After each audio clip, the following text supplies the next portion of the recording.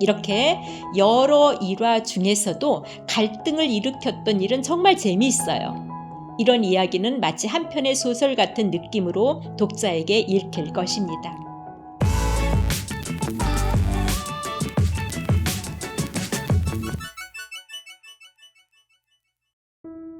안녕하세요. 남양은 리딩 브리지입니다. 지난 시간에는 자전적 수필쓰기 방법 중에서 기억나는 일 적기에 대해 말씀드렸습니다. 이번 시간에는 주요 인물 파악하기와 일화 끄집어내기에 대해 말씀드립니다. 이제부터 남양은 리딩 브리지와 함께 해주세요. 1. 자신의 인생을 되돌아본다 중에서 나 주요 인물 파악하기입니다. 기억나는 일에는 반드시 기억나는 인물들이 있게 마련이죠. 내 삶에 영향을 미친 가족이나 친구, 동료 등이 있습니다. 좋았던 사람, 싫었던 사람, 갈등을 일으켰던 사람 또는 소중한 물건, 여행지 등 얼마든지 많은 대상을 기억해낼 수 있습니다. 그 대상에 관련된 한 편의 작품이 만들어지는 거죠. 다 일화 끄집어내기입니다. 에피소드죠. 인생 전체 이야기를 장황하게 쓴다면 재미가 없습니다. 물론 가능하지도 않죠. 이 단계에서는 내게 의미가 있는 일화를 끄집어내는 작업을 합니다. 많은 자전적 수필을 읽어보면 대체로 다음의 일화를 소재로 하고 있음을 알게 되는데요. 예를 들어보겠습니다. 어린 시절의 일화로는 나는 어떤 성격의 사람이고 어떤 환경에서 성장했는지를 다루는 작품이 많습니다. 청소년 시절의 일화로는 질풍노도 시기에 겪은 남다른 경험이 꼭 있습니다. 그러나 꼭 독특한 경험이 아니어도 독자들이 공감해 줄 수 있는 이야기라면 충분합니다. 청년 시절의 일화로는 연애 이야기가 꼭 들어있죠. 이것만큼 재미있는 이야기는 없을 겁니다. 중년기의 일화로는 40대 이야기, 육아, 결혼, 직장에서의 일화 등이 있습니다.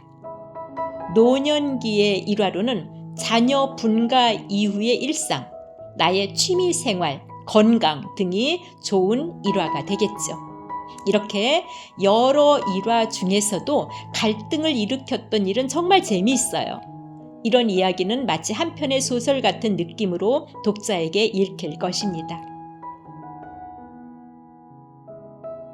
여기에서 위의 두 가지 내용, 주요 인물 파악하기와 일화 끄집어내기를 보여줄 수 있는 작품을 읽어드리려고 합니다. 세 가지 기억이라는 글인데요.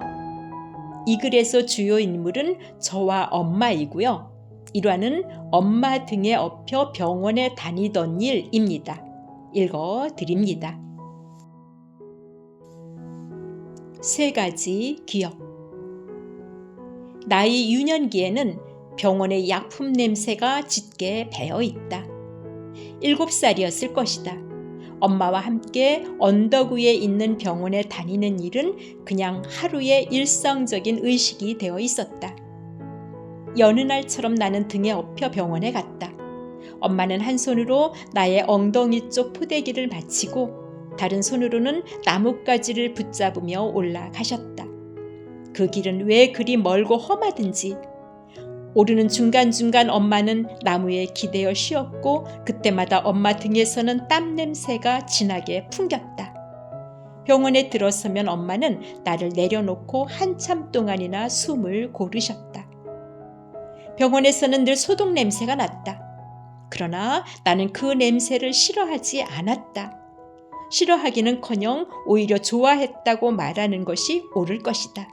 아니, 그 냄새를 맡고서야 나는 비로소 안심할 수 있었다.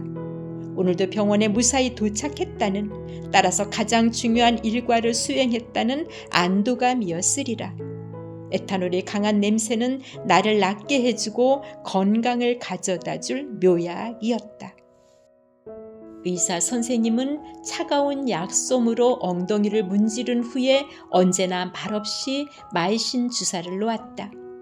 주사 바늘이 들어갈 자리가 더는 없을 정도가 된 엉덩이는 온통 멍투성이었고 촉각은 둔탁하게 무뎌져 있었다. 엉덩이를 퍼렇게 만들고 바늘 자국을 총총히 남기는 그 독한 마이신 주사를 그러나 나는 단 한 번도 마다하지 않았다. 주사 바늘을 빼고 난 후에 한참 동안이나 남아있는 그 뻐근한 고통에도 나는 단 한 번도 울지 않았다.